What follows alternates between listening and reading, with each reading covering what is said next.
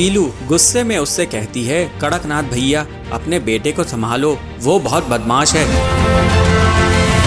एक दिन उसकी हरकतों के कारण आपको बहुत शर्मिंदगी उठानी पड़ेगी। मेरा बेटा घर के अंदर पढ़ाई कर रहा है, तुम्हारा बेटा झूठ बोल रहा है, अब तुम जाओ यहाँ से।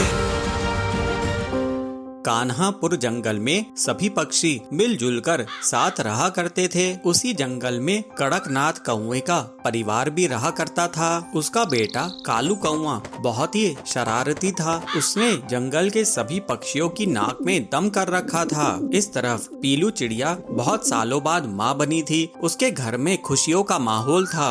एक दिन पीलू चिड़िया अपने पति बबलू से बातें कर रही थी। बबलू जी, बहुत सालों बाद हमें भगवान ने माँ बाप होने का सुख दिया है। हम अपने बच्चे को किसी प्रकार का कोई कष्ट होने नहीं देंगे। हाँ पीलू, तू बिल्कुल सही कह रही है। हम अपने बच्चे को बहुत अच्छा संस्कार देंगे, जिससे वो बड़े होकर जरूरतमंदों की सेवा कर सके। हाँ जी, आप सही कह रहे हैं, लेकिन हमें एक बात का ध्यान रखना होगा कि ये कभी भी कालू कौवे से दोस्ती ना करे। आप तो जानते ही हैं कि कालू कौवा कैसे सभी पक्षियों को परेशान करता रहता है। दोनों पति पत्नी अक्सर अपने बच्चे के भविष्य को लेकर चिंतित रहते थे। धीरे धीरे दिन बीतने लगते हैं। एक बार बबलू भोजन की तलाश में बाहर जा रहा था। तब पीलू अपने बेटे से कहती है, चिंटू, हम लोग भोजन की तलाश में जा रहे हैं, तुम अपने घोंसले में ही रहना। अगर कालू कौवा आता है तो तुम उसके साथ नहीं खेलना। ठीक है मम्मी पापा, मैं घोंसले में रहकर आप लोगों का इंतजार करूंगा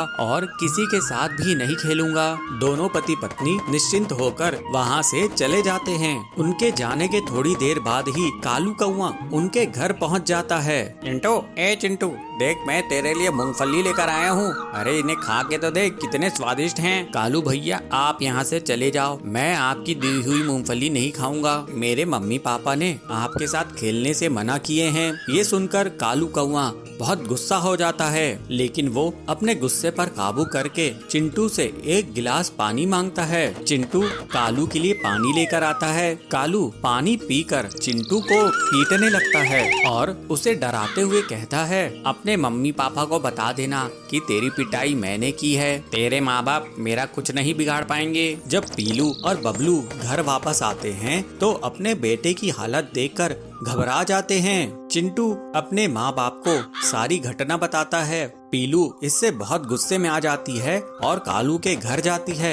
उस समय कालू का पिता कड़कनाथ घोंसले के बाहर ही बैठा था। पीलू गुस्से में उससे कहती है, कड़कनाथ भैया अपने बेटे को संभालो, वो बहुत बदमाश है। उसने मेरे बेटे को बहुत बुरी तरह से पीट दिया है। एक दिन उसकी हरकतों के कारण आपको बहुत शर्मिंदगी उठानी पड़ेगी। पीलू की आवाज सुनकर सुंदरी कौवी घर से बाहर निकलती है और कहती है, पीलू, जब से तुम माँ बनी हो तब से तुम बहुत घमंडी हो गई हो। मेरा बेटा घर के अंदर पढ़ाई कर रहा है, तुम्हारा बेटा झूठ बोल रहा है, अब तुम जाओ यहाँ से। मेरा बेटा बहुत सीधा साधा है, तुम मेरे बेटे की आइंदा से शिकायत नहीं करना। इस तरह से सुंदरी पीलू को डरा धमका देती है और वहाँ से भगा देती है। कुछ दिनों बाद कालू कौवा फिर से बदमाशी के लिए किसी को ढूंढ रहा होता है। थोड़ी दूर में वो देखता है कि जिगरबाज का बेटा अपने घोंसले में अकेला है। उसे अकेला देखकर कालू उसकी बहुत बुरी कदर पिटाई कर देता है। जब इस बात का पता बाज को चलता है तो वो अपने साथियों के साथ कालू कौवे के घर पर धावा बोल देता है और कालू कौवे की बहुत बुरी कदर पिटाई कर देता है। कालू की पिटाई रोकने के लिए उसका पिता कड़क भी बीच बचाव करने आता है, लेकिन उसकी भी पिटाई हो जाती है। फिर सुंदरी सोचती है, अरे कालू, तेरी वजह से तेरी तो पिटाई हुई, तेरे पिताजी की भी पिटाई हो गई। तू बहुत ही बदमाश है, आइंदा से तूने किसी के साथ भी बदमाशी की तो मैं ही तेरे हाथ पांव तोड़ दूंगी। इस तरह से कालू की बदमाशी के कारण उसके परिवार को शर्मिंदगी उठानी पड़ती है। पीलू सुंदरी से कहती है, मैं कहती थी ना सुंदरी बहन, एक दिन तुम्हें कालू के कारण शर्मिंदगी उठानी पड़ेगी। अब कैसा सबक मिला तुमको? अब से कालू अपनी बदमाशी करना बंद कर देता है और सभी बच्चे फिर से सुरक्षित हो जाते हैं। और पुलिस की बाइक को ही चुरा कर भाग जाता है। ये सब बबलू अपनी बर्तन बाइक से देख रहा था। फिर वो तुरंत ही कालू कौवे का अपनी बर्तन बाइक से पीछा करने लगता है और उसे जोर से एक लात लगाता है। कालू की बाइक डगमगा जाती है और कालू जोर से गिर जाता है। बिलासपुर में बबलू नाम का कबूतर रहता था। वो किसी भी चीज से कोई भी सामान बनाने की हुनर रखता था, जैसे प्लास्टिक की बोतल से नाव बनाना, कार्डबोर्ड से सजावटी सामान बनाना वगैरह। ये बात उसकी माँ पीलू को पसंद नहीं थी। बेटा बबलू, तू हमेशा कुछ ना कुछ करता ही रहता है, लेकिन काम की एक भी चीज नहीं करता। आखिर कब सुधरेगा तू? तेरी शादी भी तो करवानी है। माँ, मैं काम करके जितना पैसा कमाता हूँ उतने में घर का खर्चा तो चल जाता है ना। तुम मुझे ताना कब बंद करोगी? घर खर्च का जितना पैसा आता है उतना तो तू घर के सामान से फालतू की चीजें बनाने में लगा देता है। घर की पूरी बोतल्स, घर की अलमारी की लकड़ी सब बेकार गई। मैं इतनी मेहनत मजदूरी करके घर चला रही हूँ और एक तू है कि सारा सामान कबाड़ा कर देता है। माँ, मुझे कुछ दिन और दो, तुम जरूर एक दिन मुझ पे गर्व करोगी। भगवान करे वो दिन जल्दी आए, नहीं तो तू तो हमारा घोंसला ही बिकवा देगा। इस तरह से कुछ दिन और बीत जाते हैं। एक बार बबलू के घर में बर्तन दिखाई नहीं दे रहे थे, तो उसकी माँ उसे आवाज लगा के कहती है, बबलू, ओ बबलू, कहाँ है तू? हाँ माँ, क्यों आवाज दे रही हो? बताओ क्या काम है? बेटा, लगता है घर में चोरी हो गई है। एक भी बर्तन दिखाई नहीं दे रही है। चल हम पुलिस स्टेशन में कंप्लेंट करते हैं। नहीं माँ, बर्तन कहीं नहीं गए हैं। आओ अपने घोंसले के पीछे चलो, मैं तुम्हें दिखाता हूँ। फिर बबलू अपनी माँ को घोंसले के पीछे लेके जाता है और वहाँ बर्तनों से बनी एक मोटरसाइकिल दिखाता है और बबलू कहता है, माँ ये देखो, है ना कमाल की चीज। अरे नालायक, ये क्या कर दिया तूने? अब मैं घर का खाना किसमें बनाऊंगी? ये बर्तन की बाइक कौन चलाएगा? तू तो मुझे बर्बाद ही कर देगा। तभी वहाँ सुंदरी आती है। अरे पीलू, ये बबलू को क्यों मार रही हो? इसने ऐसी मोटरसाइकिल बनाई है कि सब इसे देखते ही रहेंगे। नहीं सुंदरी बहन, ये बबलू पता नहीं कब मुझे तंग करना बंद करेगा। जंगल में कालू कौवा मोटरसाइकिल बाइक्स चोरी करता था। घर से या बाजार से वो बाइक चुराने में कामयाब हो ही जाता था। पक्षी उसकी कंप्लेंट लेकर पुलिस बाज के पास पहुँचे। इंस्पेक्टर बाज जी, हमारी बाइक रोज चोरी हो रहे हैं, आप कुछ कीजिए ना। और तो मेरे 5 साल में बेटे की बाइक भी चुरा के ले गया। मैं तो लुट गया इंस्पेक्टर भाईजान। हाँ, लगता है ये काम कालू कौवे का है। एक बार हाथ लग जाए तो मैं उसे बड़ी जेल में डलवा दूंगा। लेकिन उसके लिए आपको कितना टाइम लगेगा इंस्पेक्टर साहब? इतने दिनों में तो वो सारे जंगल की बाइक्स चुरा लेगा और किसी के पास मोटरसाइकिल बाइक्स नहीं बचेंगे। हाँ, बंटी जी, कालू को जो कोई भी पकड़वाने में पुलिस की मदद करेगा, मैं उसे सरकार से 50,000 का इनाम दिलवाऊंगा। इस तरह से सभी वहाँ से चले जाते हैं। कालू ये सब दूर बैठकर सुन रहा था। ऐसा क्या, मुझ पर इनाम? अब मजा चखाऊंगा इन पुलिस वालों को। मैं इनकी ही बाइक चुरा के भाग जाऊंगा और इन्हें पता भी नहीं चलेगा। थोड़ी देर बाद ही पुलिस स्टेशन में कालू कौवा मच्छर मारने की दवाई से धुआं कर देता है और पुलिस की बाइक को ही चुरा कर भाग जाता है। पुलिस बाज का सर चकरा रहा था, वो कुछ नहीं कर पाया। ये सब बबलू अपने बर्तन बाइक से देख रहा था। फिर वो तुरंत ही कालू कौवे का अपनी बर्तन बाइक से पीछा करने लगता है और जल्दी ही बबलू कालू की बाइक के पास पहुंच जाता है और उसे जोर से एक लात लगाता है। कालू की बाइक डगमगा जाती है और कालू जोर से गिर जाता है। बबलू अपनी बर्तन बाइक से कालू को पकड़ने में कामयाब होता है और फिर उसे पुलिस स्टेशन लेके आता है। अरे ये क्या, ये कौन सी नायाब बाइक है जिससे तूने मुझे पकड़ा है? ये मेरी स्पेशल बर्तन बाइक है। ऐसी बाइक तो मैंने पहले कभी नहीं देखा। और अब तुम ऐसी बाइक को क्या, कैसी भी बाइक को नहीं देख पाओगे, क्योंकि अब तुम जेल में पड़े रहोगे। फिर अगले दिन पूरे जंगल के सामने बबलू को पुलिस के द्वारा पूरे 50,000 का इनाम दिया जाता है। बबलू की माँ बहुत खुश होती है और कहती है, वाह बबलू, तूने तो मेरा नाम रोशन कर दिया बेटा। पूरे गांव में तेरी बर्तन बाइक अब फेमस हो गई है और तू भी। इस तरह से अब बबलू के अनोखे काम पूरे जंगल में प्रसिद्ध हो गए। उसके पास अब पैसे आने लगे और बबलू अपनी माँ पीलू के साथ हंसी खुशी रहने लगा।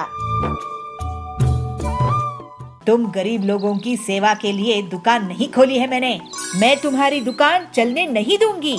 मैं तुम्हारी दुकान बंद करवा के ही रहूंगी। जबलपुर गांव के जंगल में बबली कौवी एक ठेले में गन्ने का जूस बेचा करती थी। उसकी दुकान बहुत अच्छे से चलती थी और गर्मी में तो ग्राहकों की हमेशा से भीड़ लगी रहती थी।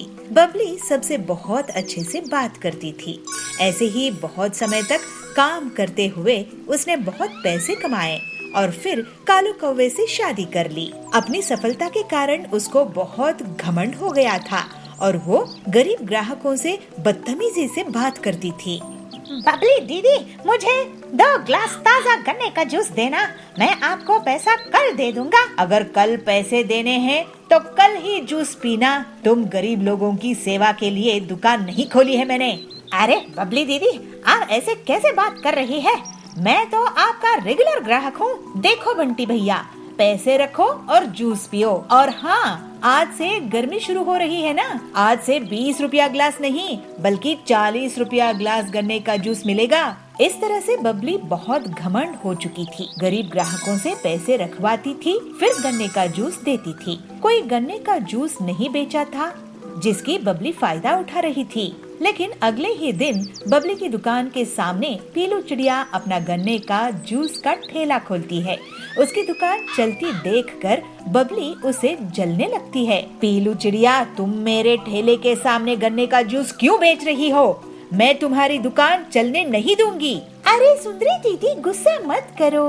जंगल में इतने ग्राहक हैं कि हम दोनों की दुकान अच्छे से चल सकती है। पीलू की बातें सुनकर बबली चुप हो जाती है। पीलू अपने ग्राहकों से बहुत अच्छे से बात करती थी, जबकि बबली अभी भी बहुत घमंड से रहती थी। जल्द ही पीलू की दुकान में भीड़ लगने लगती है, क्योंकि वो गन्ने का जूस को सिर्फ 15 रुपए में बेचा करती थी। ये पीलू तो बहुत ही चालाक निकली, सस्ते दामों में जूस बेच रही है। इसकी दुकान बंद करवा दूंगी। मैं भी दाम कम कर देती हूँ, लेकिन उतने पैसों में मैं गन्ने का जूस नहीं बेचूंगी, बल्कि केमिकल वाला नकली मिलावटी जूस बेचूंगी। ग्लास का जंबो साइज बड़ा देखकर जंगल वाले मेरे ही पास आएंगे और पीलू की दुकान बंद हो जाएगी। फिर ऐसा सोचकर बबली अपने घर में केमिकल वाला जूस तैयार करती है और मन ही मन बहुत खुश होती है। जंबो गन्ने का जूस ले लो, जंबो गन्ने का जूस। इतने बड़े गन्ने का जूस कभी नहीं देखे होंगे।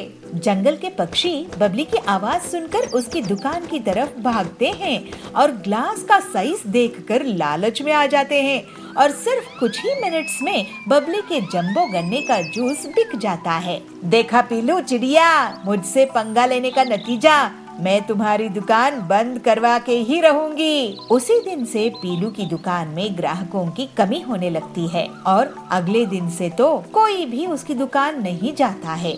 थोड़े ही दिनों में पीलू को दुकान बंद करने की नौबत आ जाती है। तभी एक दिन डॉक्टर हरिया उसकी दुकान पहुंचते हैं। पेलो, मुझे 1 ग्लास जूस देना। बबली की दुकान में भीड़ है, मुझे लेट हो रहा है, नहीं तो मैं उसी की दुकान में जाता। ये लीजिए डॉक्टर सर। अरे वाह, ये बहुत ताज़ा है। ऐसा करो, तुम मेरे हॉस्पिटल में रोज 20 ग्लास भेज दिया करो मरीज के लिए। पीलू ये सुनकर बहुत खुश हो जाती है और हरिया के मरीज उसके गन्ने का ताज़ा जूस पीकर ठीक हो जाते हैं। लेकिन तभी वहाँ बबली की दुकान से गन्ने का जूस पीने वाले पक्षी आते हैं और उल्टियाँ करने लगते हैं। अरे ये क्या, इन्हें तो उल्टियाँ हो रही है। उनका टेस्ट होता है और उनसे हरिया पूछता है कि वो लोग क्या खाए पिए थे। तब वो बताते हैं कि रोज वो बबली के यहाँ जूस पीते हैं। बबली, तुमने इस गन्ने की जूस में क्या मिलाया है? तुम्हें पता है सबको किडनी में स्टोन्स हो गए हैं।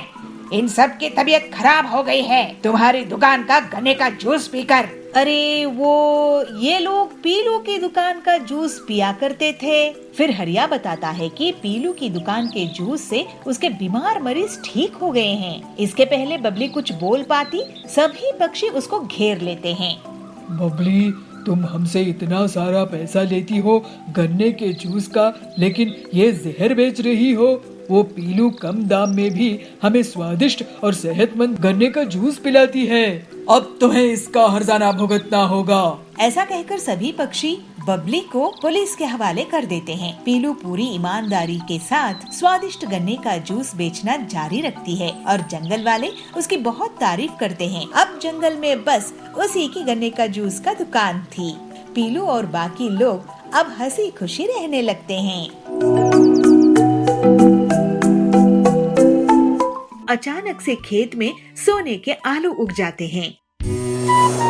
बंसीपुर गांव में बबलू कबूतर अपनी पत्नी पीलू चिड़िया के साथ रहता था।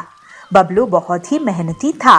वो साल भर मेहनत करके किसानी करता था। अपनी फसल बेचकर अपना घर चलाता था। पीलू, इस बार मैंने आलू की फसल बोई है और खाद और सिंचाई का भी खास ख्याल रखा है। तुम देखना, इस बार बहुत बढ़िया फसल होगी। भगवान करे ऐसा ही हो, नहीं तो अगर पिछले बार की तरह हमारी फसल बर्बाद हो गई तो हम जीने लायक नहीं बनेंगे। हमारे ऊपर वैसे ही बहुत उधार है। पीलू के घर के पास ही सुंदरी रहती थी। वो पीलू की गरीबी का मजा लेती थी। एक दिन सुंदरी कहती है, पीलू बहन, बबलू भाई, ये मैं क्या सुन रही हूँ? आप लोगों के ऊपर इतना उधार है। ऐसा करो पीलू बहन, मेरे घर आज कुछ मेहमान आने वाले हैं।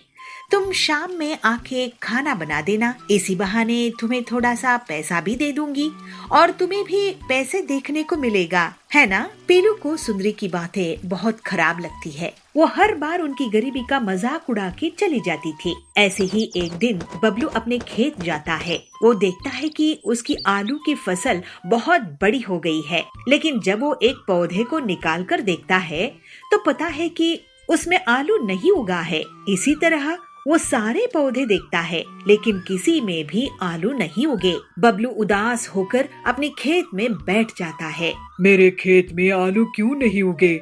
ऐसे तो मैं बर्बाद हो जाऊंगा। मेरे खेत में आखिर फसल क्यों नहीं होती है? ऐसे वो सोच में पड़ जाता है। ऐसे ही सोचते बबलू रोने लगता है। जैसे ही उसके आंसू मिट्टी में गिर जाते हैं तो अचानक से खेत में सोने के आलू उग जाते हैं। आश्चर्य होके बबलू कहता है, अरे भगवान, तेरे बहुत बहुत शुक्रिया।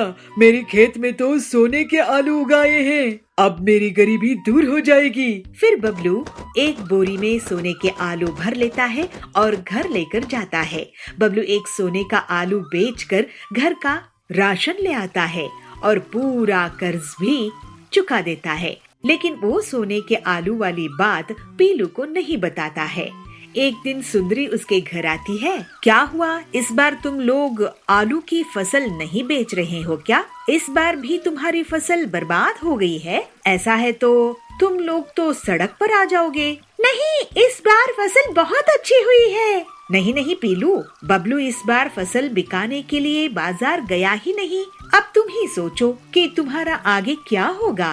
बबलू जब घर लौटता है तो पीलू उससे पूछती है, बबलू जी, पड़ोसन कह रही थी कि आप इस बार शहर के जंगल में आलू बेचने के लिए नहीं गए थे।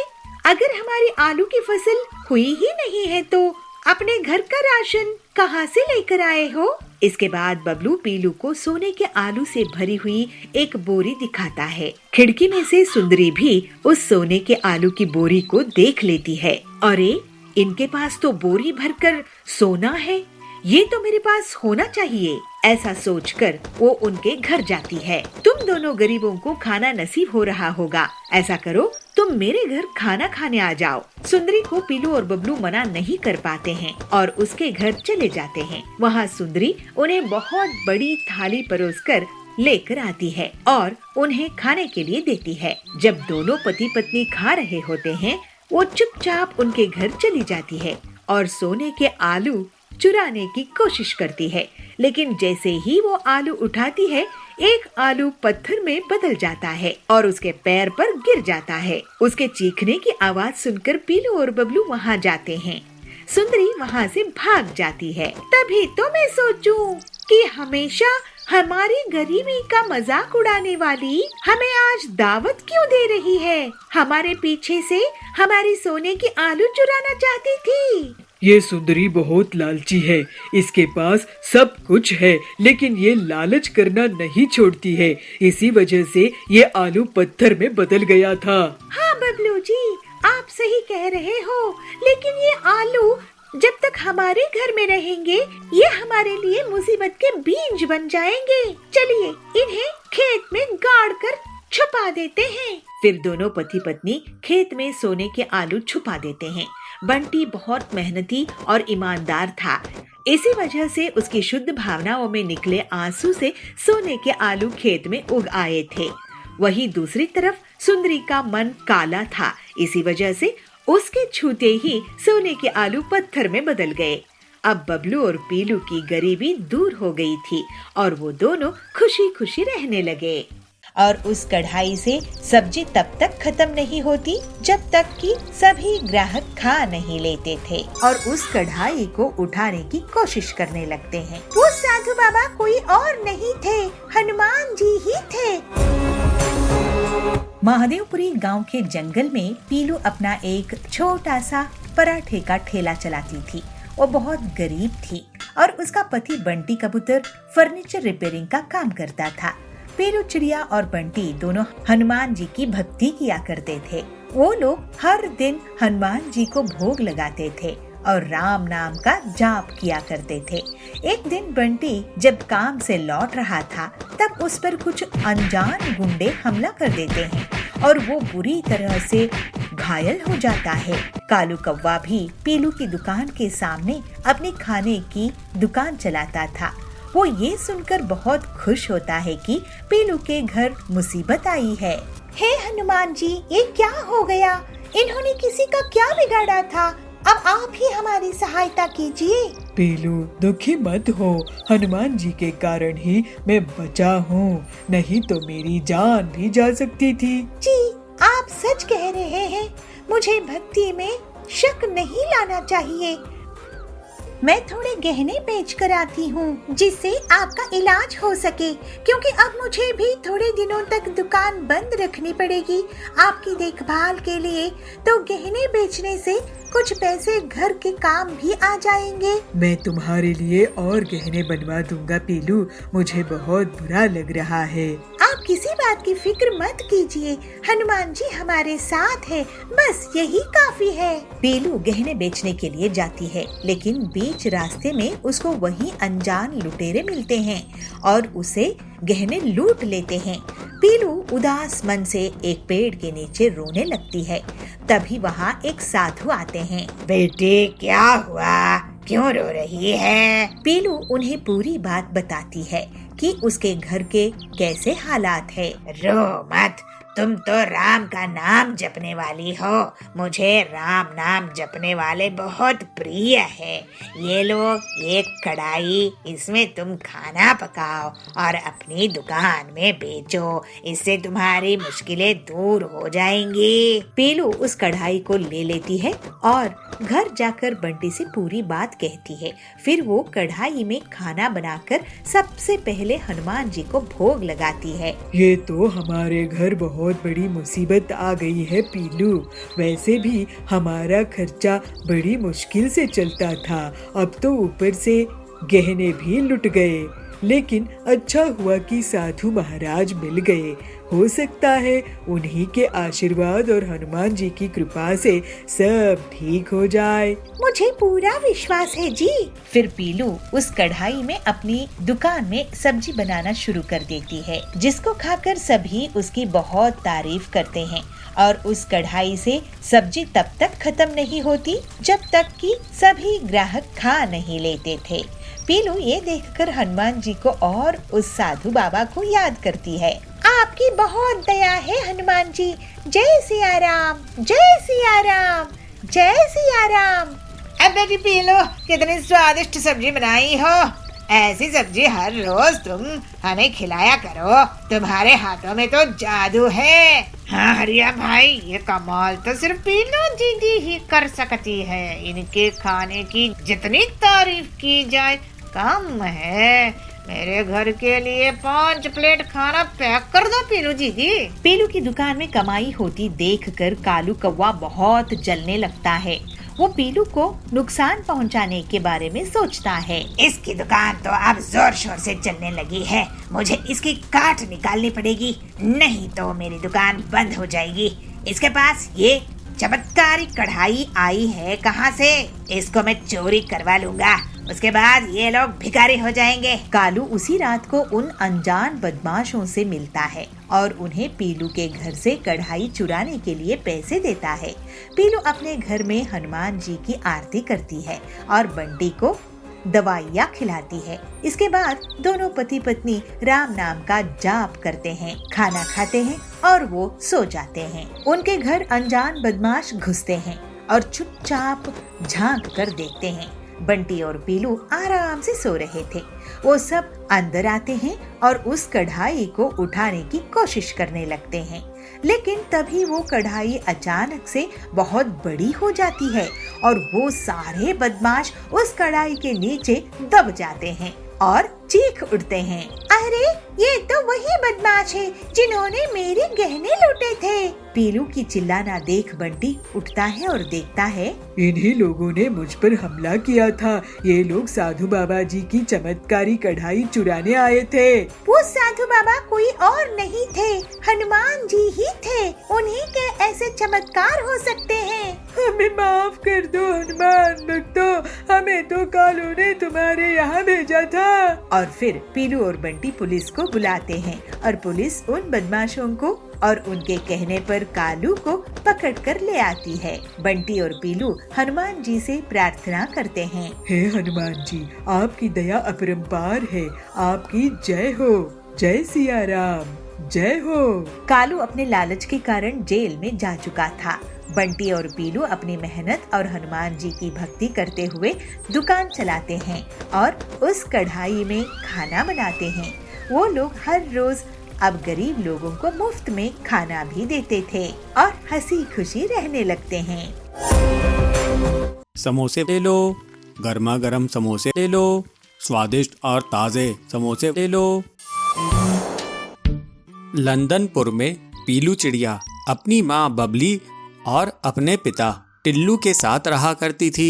टिल्लू समोसे का ठेला लगाता था। समोसे ले लो, गर्मा गर्म समोसे ले लो, स्वादिष्ट और ताज़े समोसे ले लो। एक बार खाओगे तो बार बार आओगे। तभी वहाँ पर सुंदरी कौवी आती है। टिल्लू भैया, मैं कब से आपका इंतज़ार कर रही थी, मुझे 4 समोसे दे दो। एक और ग्राहक उसकी दुकान पर आता है, हाँ भैया, मुझको 10 समोसे पैक करके देना। इस तरह से टिल्लू की आवाज़ सुनते ही जंगल के पक्षी उसके समोसे खाने के लिए दौड़ पड़ते थे और कुछ ही घंटों में उसके पूरे समोसे बिक जाते थे। दोपहर में पीलू चिड़िया अपने पिता के लिए भोजन लेकर आती है। पिताजी, आप लंच कर लीजिए, तब तक मैं समोसे बनाती हूँ। ठीक है बेटा, तू समझदारी से समोसे बनाना, तेल बहुत गर्म है। और फिर पीलू चिड़िया समोसे बनाने लगती है और टिल्लू भोजन करने लगता है। अच्छा पीलू, मैंने लंच कर लिया है, चल अब तू घर जा। लेकिन पिताजी, आपने तो मुझे इनाम दिया ही नहीं। अरे हाँ, मैं तो भूल ही गया था, ये ले तेरा इनाम। और टिल्लू पीलू को कुछ पैसे देता है। पीलू खुशी खुशी अपने घर वापस आती है। पीलू की माँ बबली उसका खाने पर इंतजार कर रही थी। आजा पीलू, खाना खा ले। इस तरह वे लोग हंसी खुशी अपना जीवन बिता रहे थे। एक दिन पीलू अपने पिता के लिए भोजन लेके जा रही होती है। तभी उसे सुंदरी मिलती है। अरे पीलू, तेरी माँ कहाँ है? आज तेरे पिताजी जब समोसे तल रहे थे तो गलती से उनके शरीर पर गरम गरम तेल डल गया। कुछ पक्षियों की मदद से वे अब अस्पताल में भर्ती है। तुम दोनों जल्दी से अस्पताल पहुंचो। फिर पीलू अपनी माँ के साथ अस्पताल पहुंचती है। डॉक्टर साहब, ये लो मेरा गुल्लक और इसमें से जितने पैसे हैं आप ले लो और मेरे पिताजी को जल्दी से ठीक कर दो। घर के पूरे पैसे टिल्लू के इलाज में खत्म हो जाते हैं। फिर 2 दिनों बाद टिल्लू को होश आता है। बबली अपने पति से पूछती है, ये सब कैसे हो गया जी? आज तक तो ऐसा नहीं हुआ था। आप ध्यान देकर काम नहीं कर रहे थे क्या? पता नहीं बबली, इतनी बड़ी गलती कैसे हो गई? इतने सालों में तो ऐसा कुछ भी नहीं हुआ था। ठीक है जी, जो हुआ सो हुआ, कम से कम आप बच तो गए। चलिए, डॉक्टर ने आपको आराम करने के लिए कहा है। लेकिन मैं आराम कैसे करूं बबली?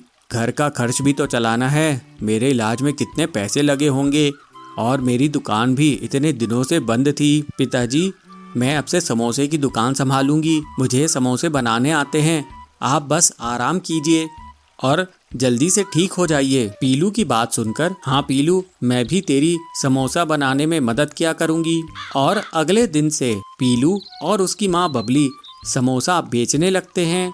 ऐसे कुछ दिन बीत जाते हैं। एक दिन एक पक्षी उनके पास आता है। वो पक्षी उनसे कहता है, अरे मैडम जी, क्या ये टिल्लू जी की समोसे की दुकान है? जी, ये टिल्लू जी की ही समोसे की दुकान है। आप कौन हैं? जी, मैं कड़कनाथ जी के यहाँ से आया हूँ। कल कड़कनाथ जी की बेटी का जन्मदिन है। उन्होंने 200 समोसों का ऑर्डर दिया है और कहा है कि सिर्फ टिल्लू जी के समोसे की दुकान के यहाँ ही मैं ऑर्डर करूँ। आप चिंता मत कीजिए, आजकल मेरे पिताजी की तबीयत खराब रहती है, इसलिए मैं और मेरी माँ समोसे बनाते हैं। आप मुझे सेठ जी का पता दे दीजिए, मैं समोसे भिजवा दूंगी। वो पक्षी कड़क सेठ का पता दे देता है और साथ में 20,000 रुपये एडवांस भी दे देता है।